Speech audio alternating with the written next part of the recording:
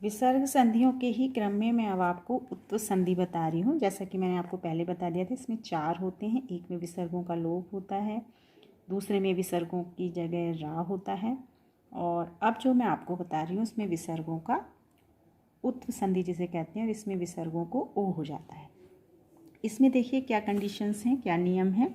यदि पहले शब्द के अंत में ये स्थिति हो आह, ठीक है, यानी कि विसर्ग तो होंगे ही, ये मैं बार बार बोल रही हूँ कि विसर्ग तो होंगे ही जब विसर्ग संधि है, लेकिन जो विसर्ग से पहले है वो आह आ होगा, हिर्स्वा छोटा, और बाद वाले यानी जो उत्तर पद होगा उसका पहला वर्ण व्यंजन होगा। और कौन सा व्यंजन होगा? या फिर तीसरा व्यंजन, यानी अपने वर्ग का तीसरा, अपने वर्ग का चौथा, या फिर अपने वर्ग का पांचवा वर्ण, और या फिर अंतस्थ वर्ण यानी यारलावहा। ठीक है, तो अब आप इसके उदाहरण देखिए। अर्जुनः जयति। अब आप देखिए, मैंने अभी आपको बताया था अह होगा, तो यहाँ पे है ना में आ निकल रहा, विसर्ग है, तो ये इसकी शर्त पूरी हो गई पहली वाली।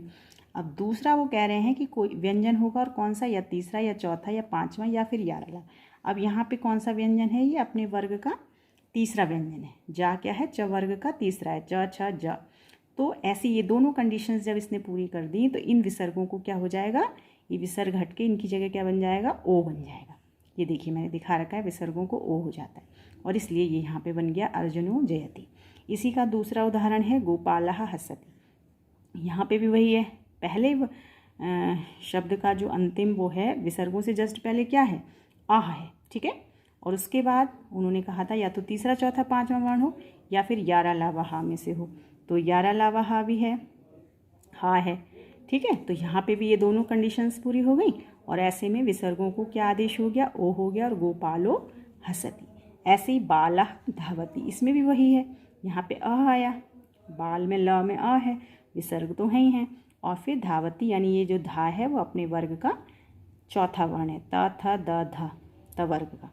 तो तीसरा चौथा पांचवा होना चाहिए वर्ण, तो ये तीसरा चौथा पांचवें में चौथा वर्ण है। तो यहाँ पे भी विसर्गों को दोनों कंडीशंस, दोनों शर्तें पूरी हो गई, दोनों नियम लागू हो गए। तो यहाँ पे विसर्गों को क्या हो गया? ओ आदेश होके बालो धावती बन गया। अब यहाँ पे है हरः धन याति, तो यहाँ पर इन विसर्गों को ये देखिए वही है, रा में भी आ निकला, आह हुआ, और याति जो मैंने भी बताया था यारलावहा में से अंतस्थ वर्ण में से कोई होना चाहिए, तो या है, इसलिए यहाँ पर भी इन विसर्गों को ओ हो के हरो याति बन गए। जब आप अपनी किताब उठाएंगी जो आपकी पाठ्य पुस्तक है, तो उनमें आपको ये बहुत दिख जाएंगे। ये आप अपने आप से एक तरह से अगर आप इंटरेस्ट लें तो गेम की तरह है, आप उनमें से ढूंढिए कि ये सारी संधियाँ बहुत प्रयोग में आती हैं, ठीक है। अब आता है सत्व संधि। तो बेटा इसमें क्या है? ये संधि ये कह रही है, डिटेल में मैंने लिख रखा है कि यदि विसर्गों के बाद टा और ठा हैं, इसमें ज़्यादा नहीं है, केवल शुरू के दो दो वर्ण हैं, प्रत्येक वर्ग के भी नहीं, केवल टा वर्ग के, च वर्ग के और त वर्ग के दो दो वर्ण हैं शुरू के।